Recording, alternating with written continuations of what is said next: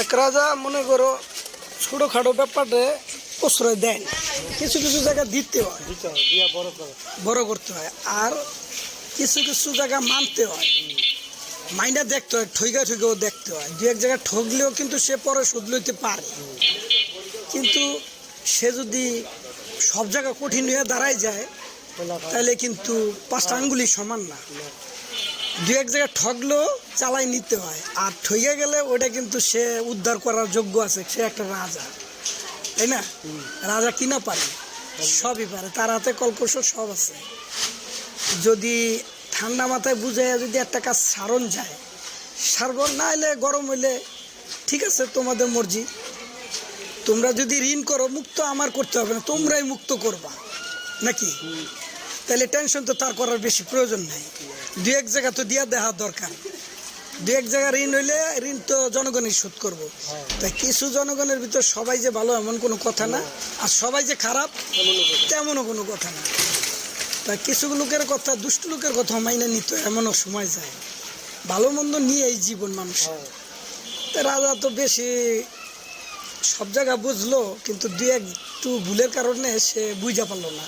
তার মাসুল যে এরুমে দাঁড়াইব সে নিজেও জানতো না, আর তার লোক যারা অন্তর থেকে ভালোবাসতো তারাও জানতো না। আর যারা হারামখোর, সুদখোর, ঘুষখোর, যারা যারা ইটের বাসিলে ঘুমায়, এগো কোনো জ্ঞান থাকে না।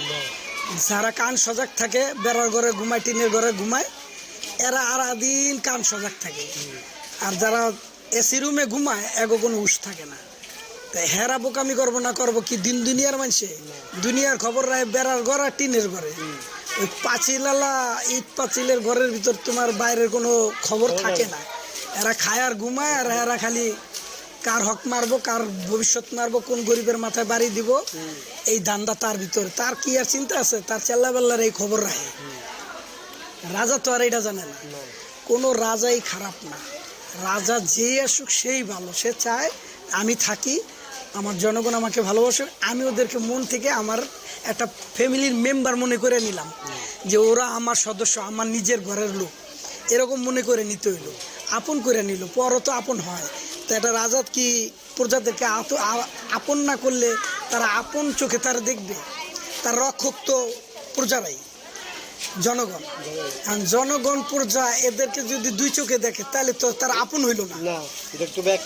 তাহলে এর ভিতরে সবাই যে দুষ্টু এমন কোনো কথা না, আর সবাই যে খারাপ এমন কোনো কথা না। দু এক সময় খারাপের কথাও শুনতে হয়, আর দু এক সময় ভালো মানুষের কথা শুনতে হয়। ভালোর ফল তো ভালোই বেরায়, আর খারাপ যে তার ফল তো